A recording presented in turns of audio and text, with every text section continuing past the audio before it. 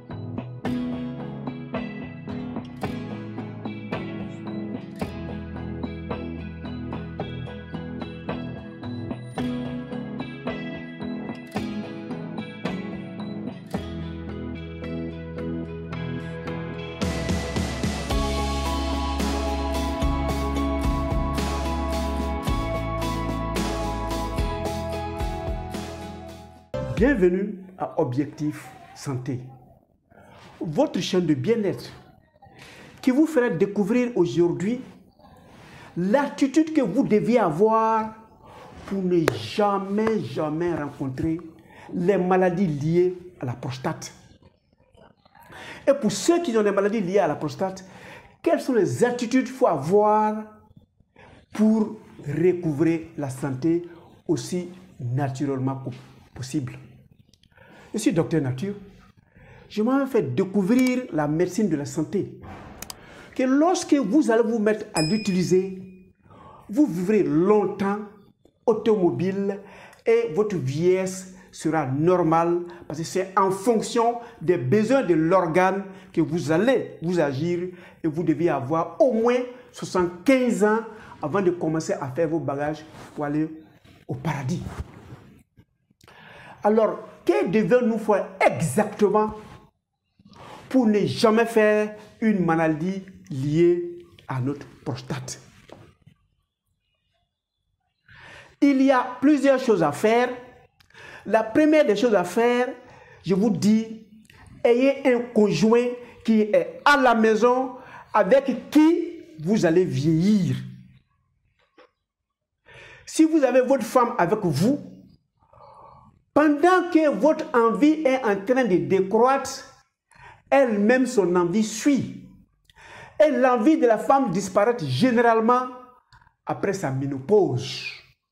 Donc il faut susciter cette envie alors que cette prostate continue de fabriquer le liquide séminal qui est fait pour la procréation.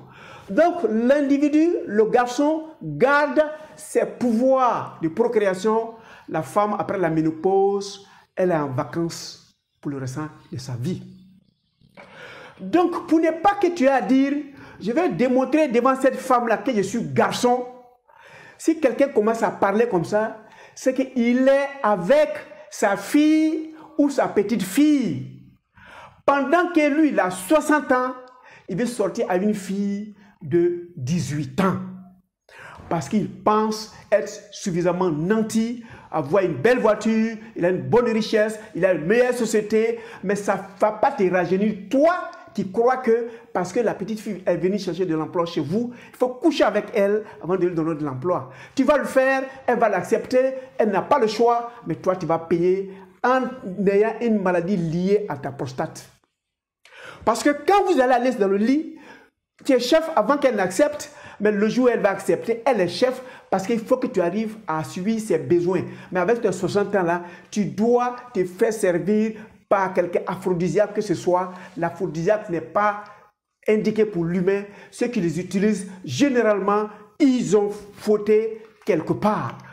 Tu as pris une fille qui a l'âge de ton petit-fils ou bien de ta petite-fille, évidemment, pour que tu prouves que toi tu es garçon, tu es obligé d'avoir un apport extérieur. Tu n'en as pas besoin si tu es avec la femme liée à ton âge, que tu es avec la femme liée à tes réalités. Donc, mariez-vous et restez avec la femme de votre vie. Mais il peut y avoir des forces supérieures à notre volonté. Un divorce. Vous pouvez divorcer, mais quelle que soit la raison du divorce, il y a d'autres femmes qui aimeraient vivre avec vous. Triez et trouvez dans la femme de votre tranche qui peut vous bien comprendre. N'allez pas prendre la femme qui a le tiers ou bien le un quart de votre âge. Elle va accepter de se marier, mais toi, tu as trop d'efforts à faire le soir pour elle la satisfaire. Il peut arriver à voir que la femme décède. C'est dérangeant, mais remariez-vous. Ayez une compagne qui va vous permettre de vider votre liquide séminal qui a été fabriqué par la prostate. Tel que vous videz la vessie en urinant, vous devez vider la prostate en ayant des rapports sexuels. Et je souhaite que ça soit dans le mariage. Si elle est décédée, remariez-vous. Si vous avez divorcé, remariez-vous ou bien vieillissez ensemble. Deuxième élément, les éléments à partir de 50 ans qui sont plus indispensables. Vous avez fini de grandir, vous avez fini de vous évoluer, vous avez fini de vous entretenir, vous n'en avez plus besoin. Vous pouvez boire, si c'est par obligation, du lait. Vous buvez un verre par semaine. Ça peut vous maintenir parce que le verre que vous avez bu, l'organisme à 50 ans, 60 ans ou à 60 ans pourront digérer ou utiliser la petite quantité que vous avez envoyée. Vous deviez réduire votre consommation de viande ou même proscrire la consommation de viande parce que vous n'en avez plus besoin en quantité. Mais si vous avez besoin, prenez les poissons à leur place. Ou si vous voulez la viande, une fois chaque semaine, une fois chaque quinzaine, ça peut passer. Mais ne consommez plus la viande tous les jours après 40 ans. Après 40 ans, il faut faire des activités physiques. Déplacez-vous, faites au moins 1000 pas par jour. Ça va vous permettre de marcher et de décongestionner la prostate qui est la vessie qui sont emprisonnées dans votre vessie. Marcher. Marcher, c'est un bon traitement de votre prostate. Je ne vous conseille pas de vélo. Parce que le vélo, vous êtes assis sur la selle et vous faites l'effort. Donc, ça va même écraser plus la prostate. Mais marchez, vous êtes en station debout et vous marchez. Vous pouvez marcher rapidement, mais marchez. Montez l'escalier, descendez l'escalier. La prostate est suffisamment dégagée et votre exercice le permettra de mieux se porter. Votre exercice permettra à la vessie de mieux se porter. Donc, faites obligatoirement, ce n'est même pas négociable, des activités physiques. Ou bien, si vous voulez, du sport. Et nous venons maintenant à ce que nous devions faire rentrer. Comme on a proscrit l'alcool à 50 ans, comme on a prescrit la cigarette à 50 ans, on doit nous dire ce que nous devions avoir comme alimentation toute notre vie. À partir de cet instant même si vous n'avez que 5 ans que vous entendez ce que je suis en train de dire, faites de ça votre alimentation.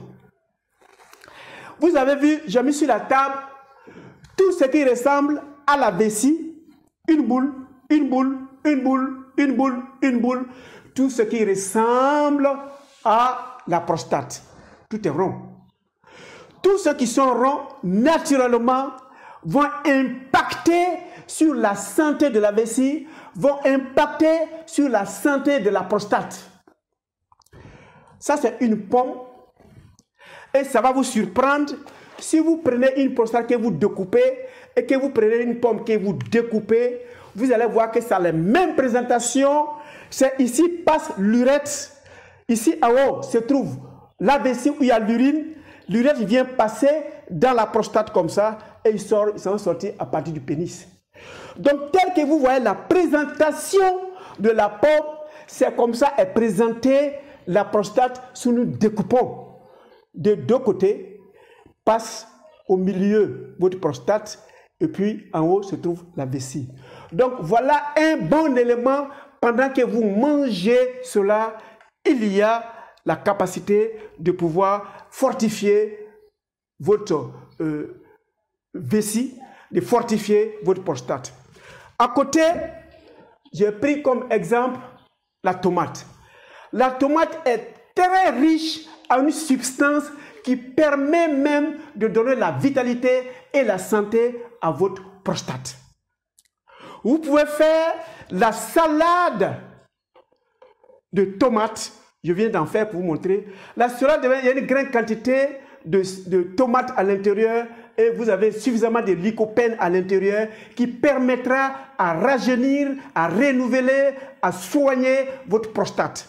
La prostate ressemble un peu à la tomate et les substances qu'il faut pour que votre prostate se rajeunisse se trouvent dans votre salade. Pour ceux qui veulent, ils peuvent faire du jus et puis ils boivent, mais voilà un bon élément. Donc, voilà aussi la pomme qui ressemble aussi à notre prostate, à notre vessie. Je suis venu aussi avec des mandarines et avec des poires. Et tous ressemblent, ça ressemble plutôt à une vessie. Voilà la vessie. Et en bas ici se trouve notre prostate. Et voilà le tuyau qui est en train de passer là. Donc naturellement même, on voit que la nature a prévu qu'il y a ça dans l'organe de l'humain. Et s'il consomme cela là, ce qui ressemble à ça va se soigner. Quand vous voyez notre vessie, notre prostate, ça ressemble un peu à notre poire. Et ce poire-là va impacter l'état de guérison de notre prostate. Voilà aussi notre pastèque. Les pastèques ressemblent à la vessie. Les pastèques ressemblent à la prostate. Je ne vais pas couper puisque je n'ai pas de couteau ici. Et puis le temps presse. Mais sachez que le grand consommateur de pastèques, le grand consommateur de tomates ne fera jamais de maladie liée à la prostate parce que la prostate est renouvelée et ils vont nettoyer l'ensemble des organes de procréation. Voilà les éléments dont vous avez besoin, grosso modo, pour avoir une santé parfaite de votre prostate. Cliquez sur s'abonner si vous ne l'avez pas encore fait et sur la cloche. J'ai besoin de votre pouce en l'air pour savoir que vous avez appris quelque chose. Mais si vous avez consommé tout ça et que vous avez un problème érectile, sachez que la nature aussi s'exprime à nous. Ça, c'est une banane. C'est des bananes qui sont un peu vieillissantes, qui ressemblent à notre pénis. Et lorsque vous mangez la banane, surtout à l'assaisonnement avec d'autres substances, vous n'allez pas avoir un problème érectile. Il va le soigner. Ça aussi, c'est du concombre qui permet à donner la vitalité à notre pénis. La nature nous a tout donné. Lorsque nous respectons les règles de la nature, nous vivrons jusqu'à 50 ans, jusqu'à 60 ans, jusqu'à 75 ans, jusqu'à 100 ans. Notre prostate continue de produire le liquide séminal et notre pénis continue de faire sortir ce liquide séminal en éjaculant. Voilà la vie que vous et moi, nous devions avoir pour être à l'abri de toutes les maladies liées à la prostate. Mais pour ceux qui font actuellement des maladies liées à la prostate, que ce soit les prostatites, que ce soit l'adénome de prostate, que ce soit le cancer de prostate, vous les consommez et vous faites l'assèchement de sources de surcharge. Laissez tomber ces laits, laissez tomber la cigarette, laissez tomber la viande rouge, laissez tomber les graisses, mettez-vous dessus. L'organisme lui-même a la capacité de repousser tous les éléments dérangeants et l'organisme va se renouveler en faisant des mitoses. Évitez au maximum possible tous les genres de sucres, surtout les sucres cachés. Les sucres apparents, on les connaît, mais les sucres cachés sont partout, très souvent dans les canettes, à partir de 50 ans. Si vous pouvez proscrire dans votre alimentation, faites cela. Vous avez besoin de vivre longtemps, vous avez besoin de vivre en excellente santé. La vieillesse n'est pas synonyme de la maladie et vous n'êtes pas excusable parce que vous êtes vieux, vous devez tomber malade. Vous avez violé les règles de la nature. Mais si on est membre de la communauté Objectif Santé de Docteur Nature, on doit savoir comment se tenir, comment se maintenir pour ne plus aller souffrir dans quelque hôpital que ce soit. Merci de votre temps d'écoute. Retenez que l'objectif de Docteur Nature, c'est votre santé. Et pour ceux qui ont besoin d'autres traitements, surtout des plantes, ben, ils peuvent me contacter et je lui dirai, voilà les plantes qu'il faut ajouter pour booster la force de ces plantes-là, pour ces aliments, pour votre guérison. Portez-vous excellemment bien et on se voit pour les prochaines vidéos.